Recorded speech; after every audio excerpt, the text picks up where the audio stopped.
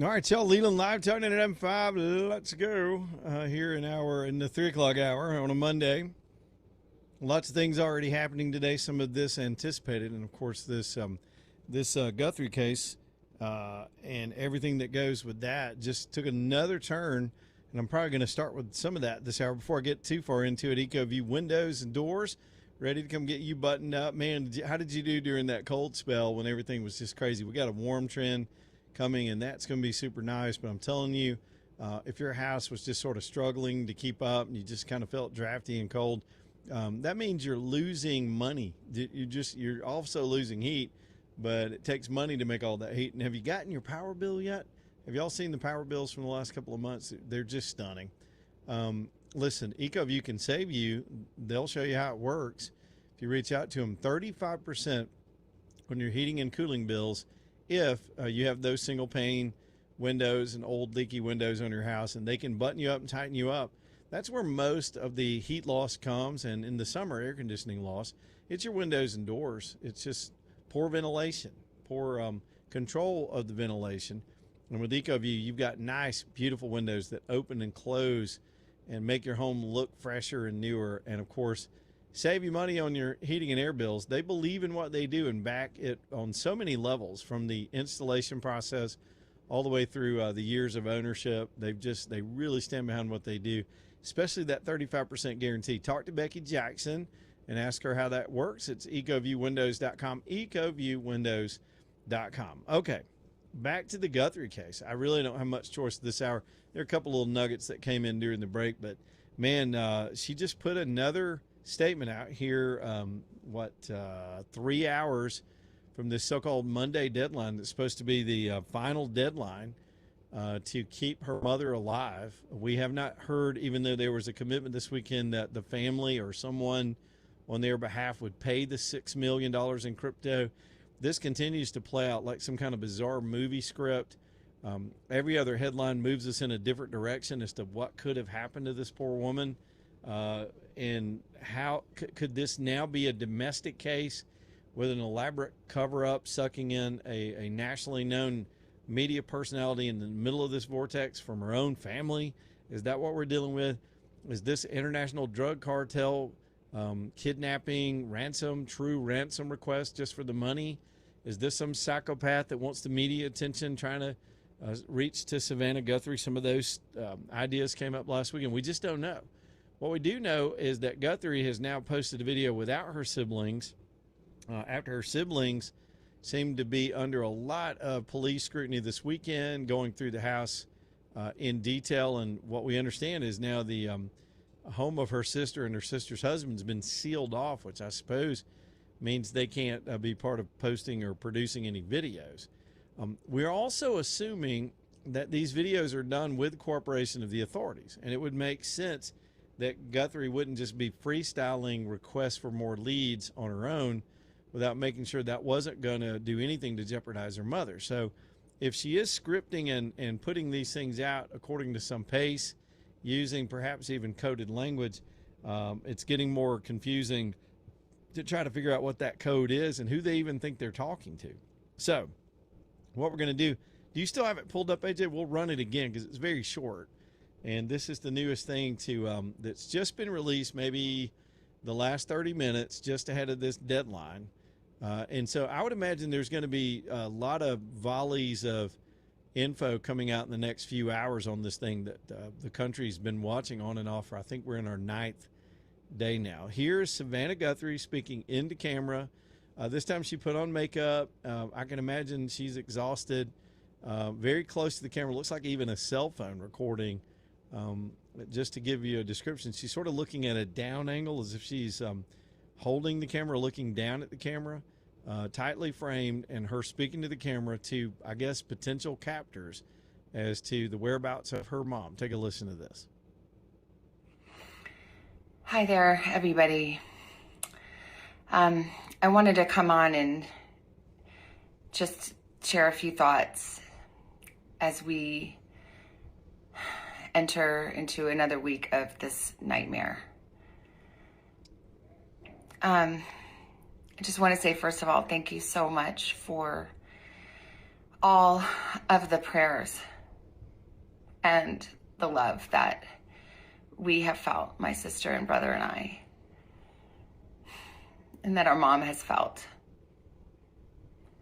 Because we believe that somehow, some way, she is feeling these prayers, and that God is lifting her even in this moment and in this darkest place. We believe our mom is still out there. We need your help. Law enforcement is working tirelessly around the clock trying to bring her home, trying to find her. She was taken and we don't know where. And we need your help. So I'm coming on just to ask you, not just for your prayers, but no matter where you are, even if you're far from Tucson, if you see anything, if you hear anything, if there's anything at all that seems strange to you, that you report to law enforcement. We are at an hour of desperation, and we need your help. I don't want to say strange. I think that's been overused in this case. But unless somebody heard something I didn't hear, there didn't seem to be a point to the video.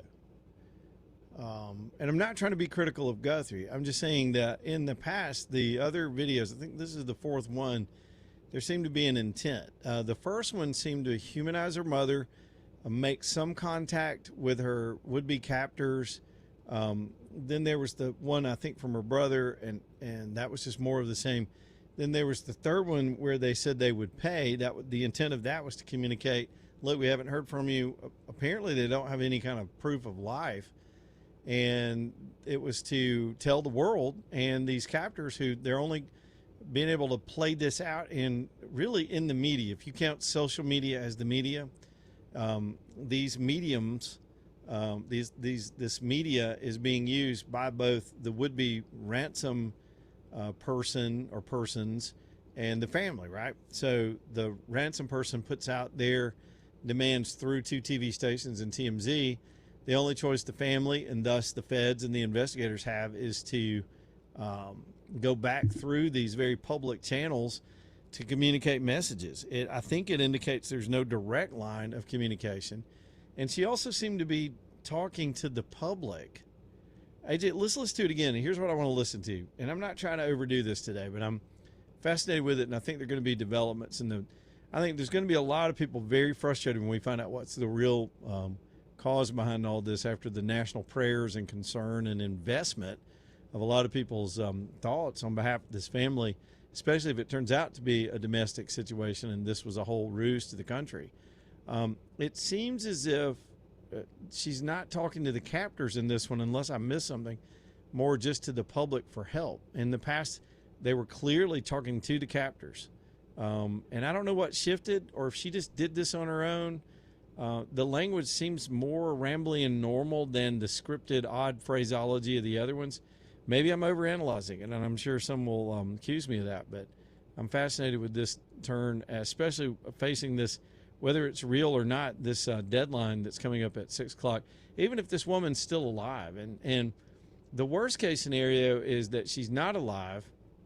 These, you think about this, these captors, I guess the worst case would be they never find her, and they pay the money, and these people with the ransom demand just disappear.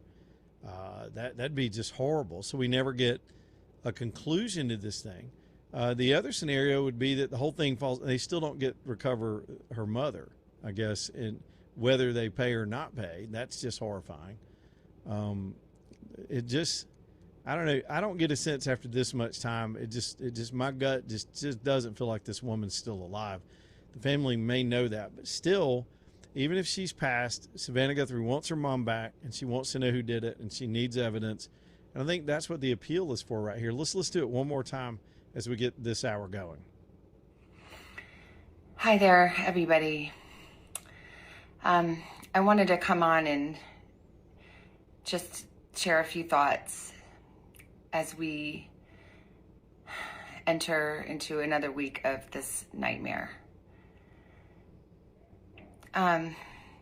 I just want to say, first of all, thank you so much for all of the prayers and the love that we have felt, my sister and brother and I, and that our mom has felt. Because we believe that somehow, some way, she is feeling these prayers and that God is lifting her even in this moment and in this darkest place. We believe our mom is still out there. We need your help. Law enforcement is working tirelessly around the clock trying to bring her home, trying to find her. She was taken and we don't know where. And we need your help. So I'm coming on just to ask you, not just for your prayers, but no matter where you are, even if you're far from Tucson, if you see anything, if you hear anything, if there's anything at all that seems strange to you, that you report to law enforcement. We are at an hour of desperation, and we need your help. So I listened to it again, and every time I'm kind of listening for something different. And that time I hear her expressing some optimism that her mom's alive. She's speaking to her about her in the present tense. She is saying that there's hope. She thinks she still, quote, in real time feels the prayers that people are praying around the country. And, here's the thing. As dirty and awful and cruel as whoever's involved in this is still a decent country, and people set aside their feelings for Guthrie and her network and all the politics of our day and try to look at the human side of this. And I think a lot of folks have been doing this all the way to the President of the United States. And so Guthrie alone right there just puts this video out just to keep the communication going. One of the things that happens in some of these cases is again, folks want to keep the story from fading. Anybody that's dealt with a missing persons case, I remember the Natalie Holloway case, man, that story was front and center day after day. It was a national story. And then at some point after there was no arrest and there was no recovery and the mystery was still there, but people move on. The country moves on. Other things hit the headlines. And as a family, and as you watch people, and I've covered and gotten close to families in cases like this where there's just nothing else to cover. And I don't fault the attention span of the public or the media for just continuing on with what's new today, because when there's nothing new, there's nothing new, and that is the definition of news. And this could be Guthrie's attempt to continue with this deadline approaching just to keep info coming in or to keep the story alive. Now, there's been no lack of coverage, as all of you know, because this involving a news anchor has commanded the attention of a lot of the major news networks. But as the clock ticks toward this hour, that is the latest development. It just happened last hour. And it's hard to know if that means anything with the case or it's just Guthrie on her own trying to do some outreach. And it's very easy to do. Nowadays, she can record something in the camera for 2 minutes and post it, and then instantly the whole world has it, for that matter. All right, we'll continue to follow it. We'll get some of your phone calls, your thoughts on it too. What did y'all think of that message, or anything else that you might want to add on this case this afternoon and the other news of the day? 545-9950 is the phone number if y'all want to get in on the show. Birmingham Broker bringing you the show tonight. If you got a car, truck, or SUV for sale, because sometimes it's just time to trade or sell, let Birmingham Broker help you with that. They'll broker the deal for you. They're going to put the car out there in the world for you. They're your reps. They're your representatives. They have a flat, very reasonable consignment fee, and what I have found is they make me so much more money, one, obviously, than trading it in wholesale, but two, even that I would on my own, doing all the work and the haggling and the nonsense you have to do to sell a car. They're a service and worth every dime. You'll do better on the money. You don't have the headaches, and you can move on to that next vehicle with the help of Craig and Keith and that whole team down there. They've hired some new guys to help them move these cars, and those guys have worked so hard. There's so many buyers right now. They're starting to run out of cars to sell. If you've got a car, truck, or SUV, get it down there. There are lots of buyers in this new year ready. They may be looking for the one you have, and you get top dollar that way. Downtown Birmingham, 4th Avenue South, BHAMBroker.com, BHAMBroker.com.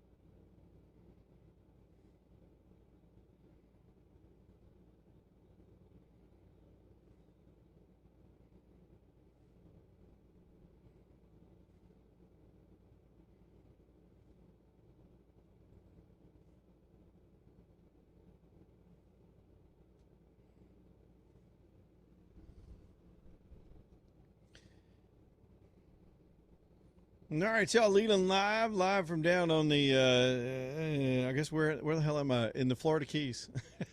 Y'all saw the shot if you're watching on the camera. Yeah, I'm going to illustrate some things on there here in just a minute just for funsies, but right now we got a lot going on. By the way, Michelson Laser Vision, these kind of trips when I'm so happy to be able to see. For example, I had to get up at the crack of dawn this morning and get everything packed up and closed up and on the road, and I'm not fumbling with glasses and putting in contacts and having that whole extra step to get everything going for the day. I just wake up and I can see the world.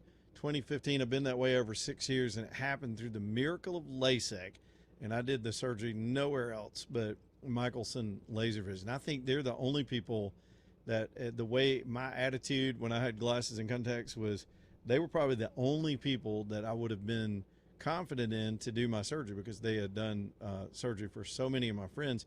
And again, y'all know the story. I wasn't looking to do it. I went down there just to understand how they did business. Dr. Michelson wanted to come on the show, and then I just educating myself made me a patient, and I'm so glad I did it. If you're in glasses or contacts, just trust me on this. You need to go find out if you're eligible and get that out of your life with our good friends at Michelson Laser Vision, Dr. Mark Michelson, Dr. Jennifer Michelson, MichelsonLaserVision.com, downtown UAB Highlands. Easy in and out of there. It's not part of the big UAB complex of hospitals. It's a little bit off that campus, so it's a lot easier to get in and out of there. MichelsonLaserVision.com. All right, let's get Richard in here. He's got a traffic update. We try to bump those to the top. We've got plenty of time for phone calls now, and anything else y'all want to do this afternoon while we wait for further developments. Richard, what's going on with you, man? Hey, brother. Northbound 65 right at Convention Junction, there's a wreck. I backed up out way past UAB now, so it's going to be there a little while. It's in the center lane, so right there where you turn on 59, but Got it. 65 northbound. 65 northbound, right before Malfunction Junction. That's the reason we call it that. We got a backup. Good call, man. I appreciate you telling us that. Thank you, brother. Thank you, Richard. Richard, keeping you all safe out there. Boy, it's good to get a heads up, isn't it? If you're, especially all the road travel I've done the last few days, boy, you run into traffic. I was calculating that today. I was like, sometimes when I come down this way, I'll hit a jam, and there's just, one road that comes through here, and if something happens, you could be sitting there for an hour. AJ, I was like, AJ's going to have to do the show by himself if somebody messes up, because in this big old thing, you can't do anything but sit there. Mm-hmm. So it's always good to have a heads up. So I'm constantly checking that traffic report. All right, man, let's go. Let me go back to I can't believe I'm talking about Bad Bunny today. So it was enough that they picked this odd choice. It's the 250th anniversary of the country, and they picked this guy to, who's had a lot of insulting and stupid things to say in the past. And, I saw the clip where he threw in a little patriotic stuff at the end, and that's fine. But the controversy today was, and by the way, they knew what they were getting when they booked this guy, because outside of left, right, tranny, whatever he is, he's vulgar. He is it's vulgarity, as in a lot of places in pop music, replaced talent. And it's been that way for a long time. To get attention for yourself, maybe it goes all the way back to sort of, I don't know, who's the founding mother of vulgarity? Probably Madonna. She was probably the biggest act that had, while I do think she had quite a bit of talent, she still pinned her whole career and made a hell of a career out of it, just being over the top and shocking and sensational and vulgar. And so, but it's gotten to a point now where, so this Bad Bunny guy goes and does his routine, which I did not watch. I'm not saying that out of some sanctimonious boycott. I just didn't care and didn't watch it. And not even seen a clip today. I've been a little busy, but I'm seeing all the response. So he does this halftime show mostly in Spanish. I guess some of it was English. Well, in doing so, they put a little more vulgarity in there, knowing that a lot of Americans that don't speak Spanish may not even know what they're doing. But I brought it up at the first of the show. I thought, wait a minute now. I've been in and around the FCC and the restrictions on that stuff. There are things we know we can say and not say. Anybody in this business, and NBC is an FCC licensed network, and all of its affiliate stations are. And so why should this vulgarity be allowed in Spanish if it wouldn't be allowed in English? Vulgarity's vulgarity. It just is.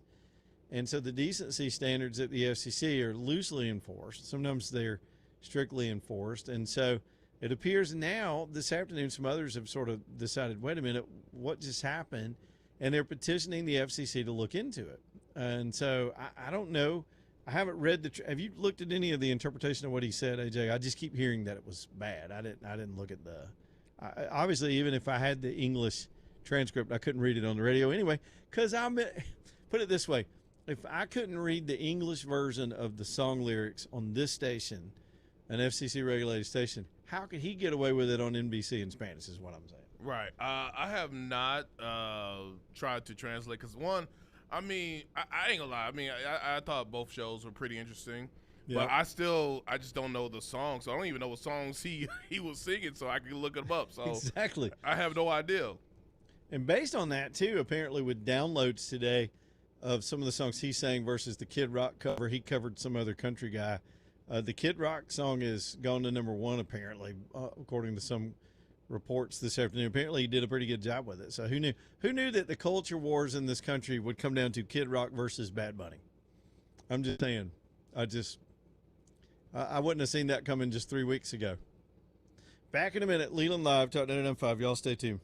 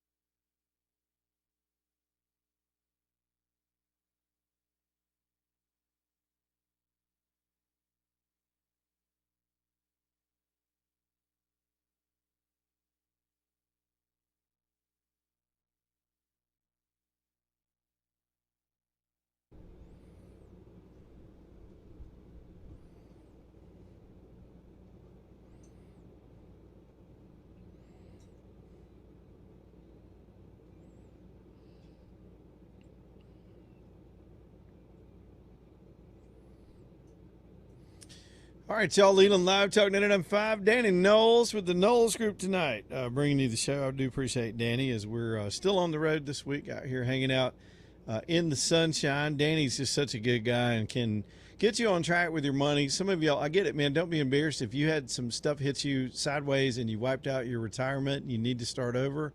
That can come from a lot of life tragedies. Let Danny and his team help you. They'll get you on track. They actually I think sometimes they like jumping onto difficult cases and watching somebody get redemption in their financial life as much as anything else. Or maybe you're young and you got the good sense, unlike some of us when we were young, to go ahead and plan ahead and start getting on that track now. Let Danny help. He and his sons and that whole team, they're so good with this stuff. Danny's a lifelong friend, and I'm telling you, I trust him to let y'all sit down together and you see if it's a good fit for you personally. It's the Nolles Group. Nolles, the NollesGroup.com, the NollesGroup.com. All right, we'll go to the phones. I promise phone calls while we wait on this, any other developments in this Guthrie case and some of the other headlines this afternoon. Randy is in Montevallo. What's up, Randy? Hey, Leland, how you doing today? I'm doing well, man.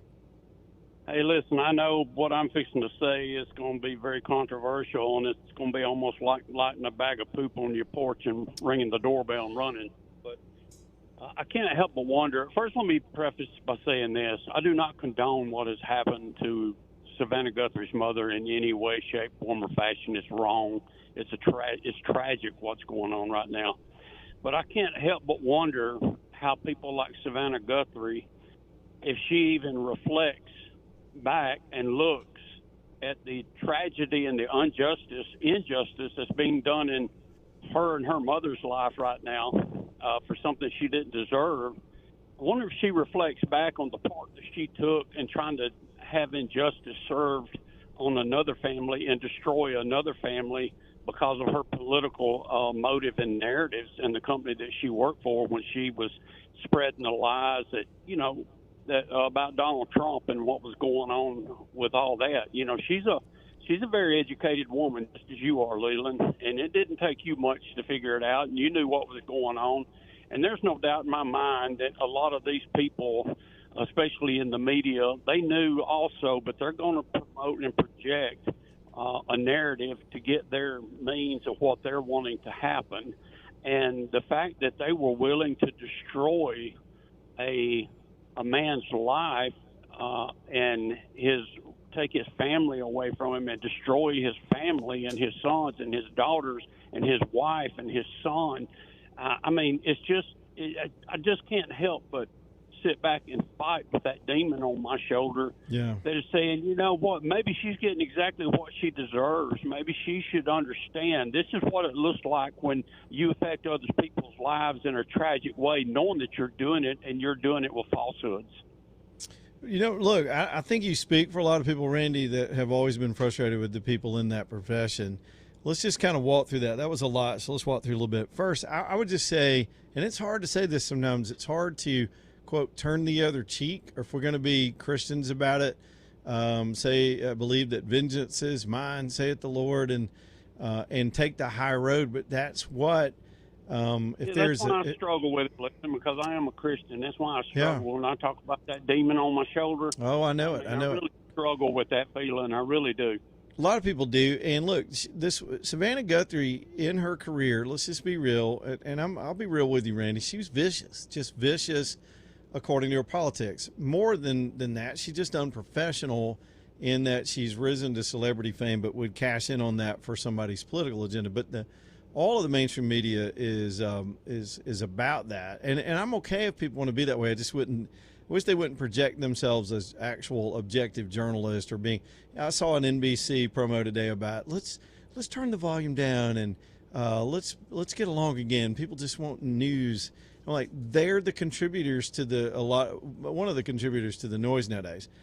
But in a moment, but in a moment of humanity. That can be put out. They did, and we don't know. Let's start here. We don't know any facts about what happened to this woman. We think we do, but we really don't know. I'm as lost as I've ever been. And by the way, I used to cover murder cases for a living. I mean, on the scene, saw the body removed, talked to the coroner, went into the crime scenes. sat through all the way through the trials. I watched the death penalty. I watched a guy get executed for killing somebody. Yeah. So I've seen all sides of it. And I've never seen anything that's so misdirectional and so high profile. The OJ case was high profile, but we all pretty much knew he did it, and he did it. It was just a matter of going through the case and watching him get away with it.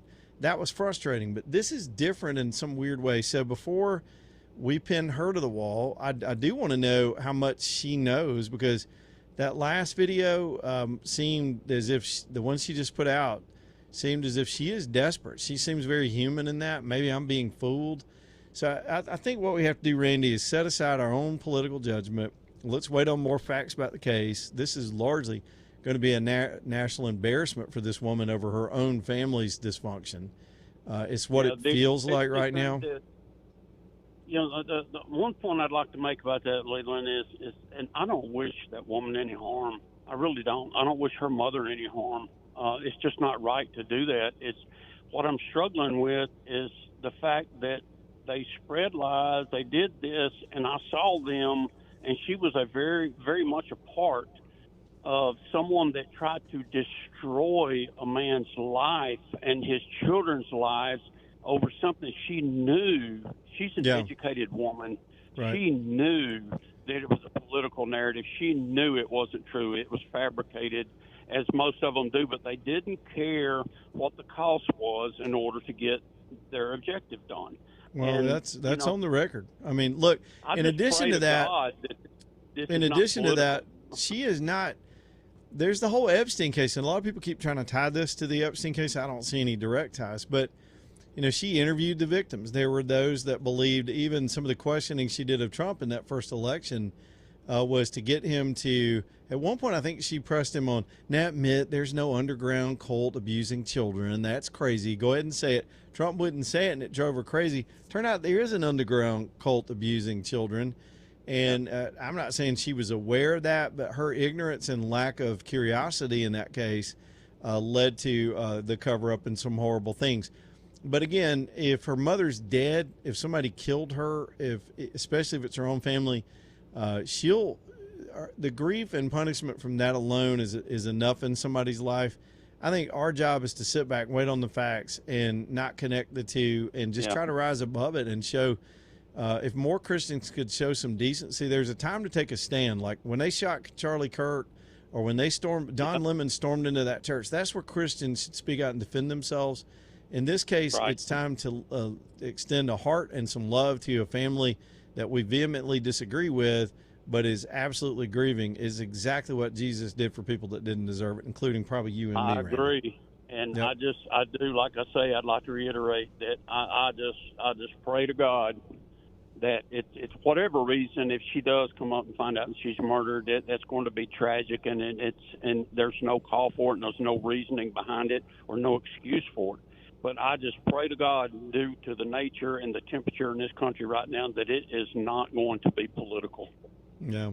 Well, look, Randy, I think, like you said, it's maybe controversial and sensitive to some people, but you're saying what a lot of people are thinking as well. But it's good to reason through it, right? And I appreciate you calling tonight. Thanks, man. All right, there's Randy.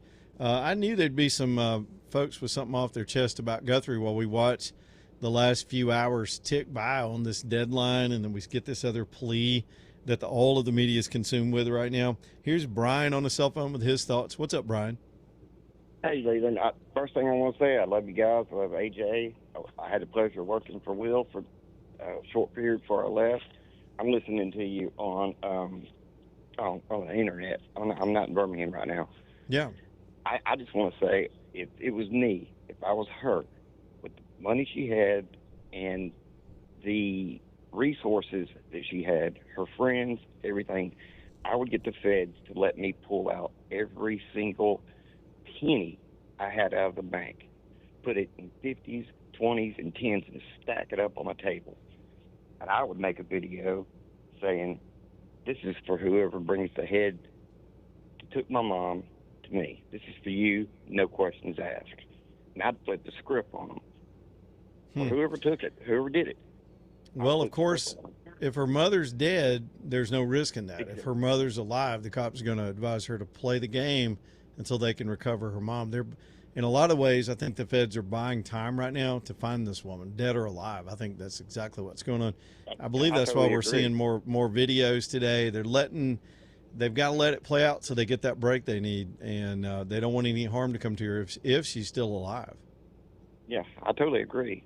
But again, I would take every nickel I had and borrow from everybody I knew, and half the country. And I don't like the woman, honestly. I didn't like what she did Trump, but I would help her. Exactly. You know, I mean, I'd donate to it and put all that money, stack it up on a table, and make a video and say, this ain't to get my mom back. This is for whoever took her. I want to know who. You know, I'd just flip the script on them, and that would make people who knew. There's people out there who know. We think. All right, Brian. Everybody's got an approach to this thing. I think, that kind of move, that kind of cartel-like bounty, you do that if you find her dead. If they find that woman's body and it wasn't somebody that they know or knew her and they're still looking for clues, hell yeah, put the bounty up. If you're willing to pay, hey, thanks, Brian. I appreciate it, buddy. If you're willing to, thanks, man. Good call. I get it. Y'all say what you got to say about it. I think there's a lot of frustration. Look, I said it at the beginning of the show, and I owe the audience an apology. I was naive in trusting that sheriff. He came across initially as credible and measured and mostly competent in the news conferences.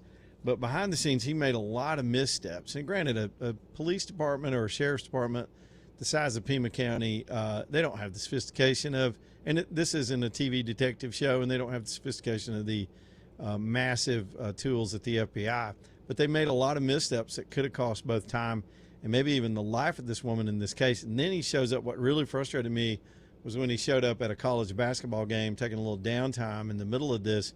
You've got to have a sense of duty in those roles. There's time for that later. If you need to go lay down in a quiet room and rest your eyes and gather your thoughts, you do that. But when the whole nation has been brought into intellectually and emotionally a case like this, you stay on the job. You're not off goofing off and distracted by anything. Now, granted, the feds have taken over the case, and maybe that's why, or maybe there's some leverage in the law that gives them the ability to do it. And you've got all the way to the President of the United States prioritizing them finding this woman one way or the other. So now the FBI is in charge, the local field agents that know the area. By the way, they don't parachute in from D.C. They've got expertise. But these are going to be local agents that know how to work Arizona, in addition to all the technical know-how.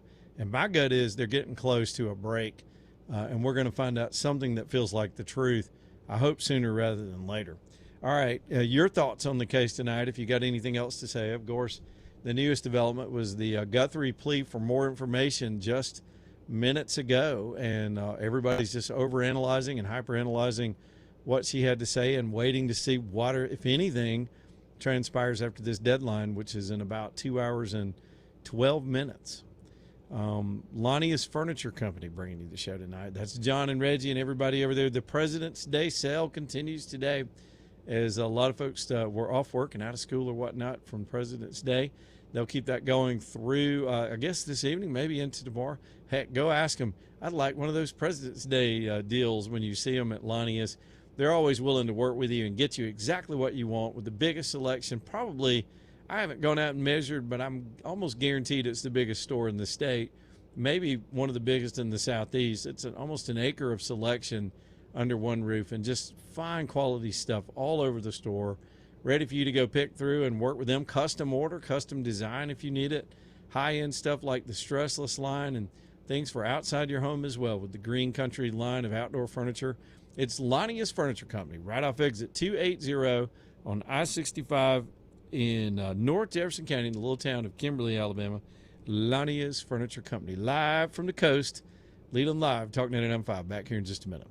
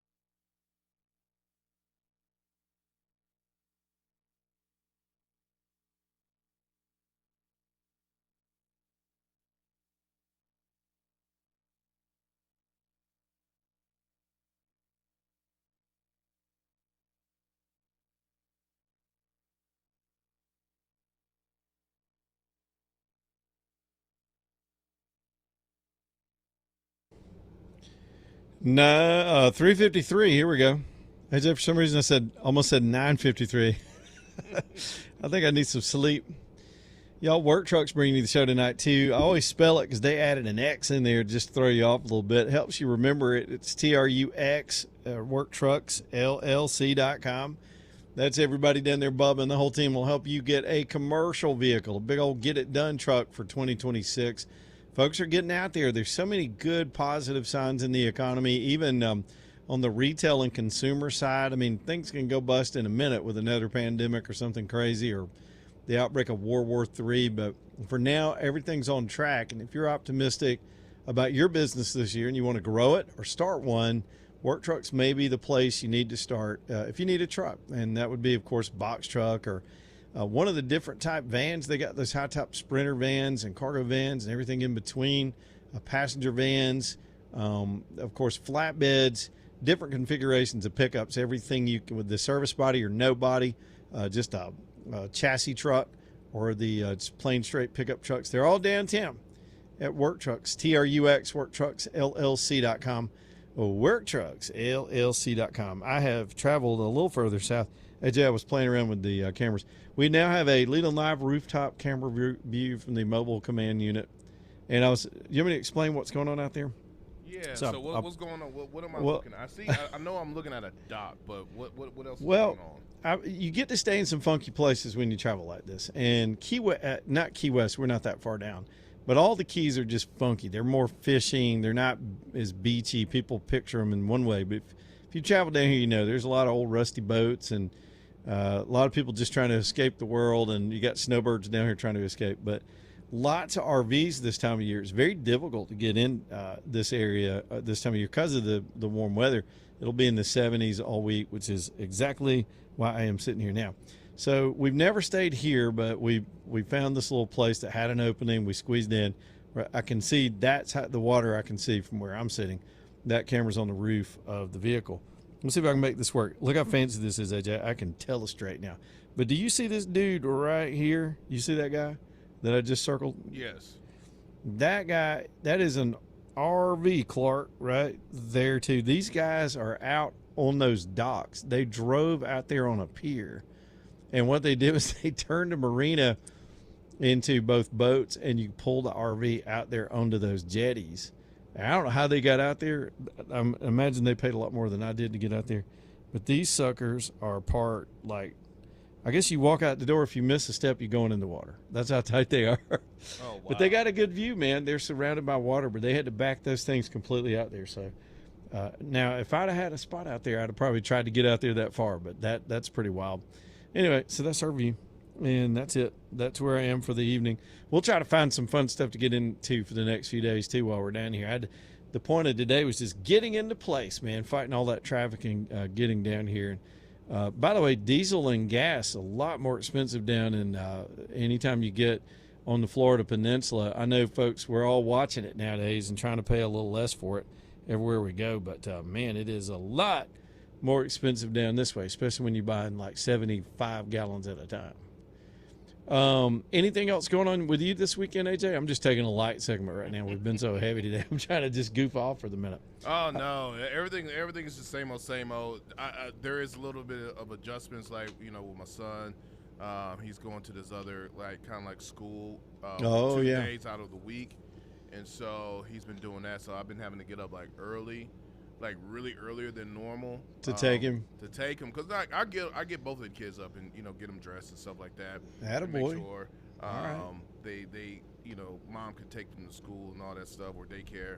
But now on Mondays and Wednesdays I have to take them to this other one, and I got to be there before 7:30. So I mean I got to get up even more earlier than I normally do.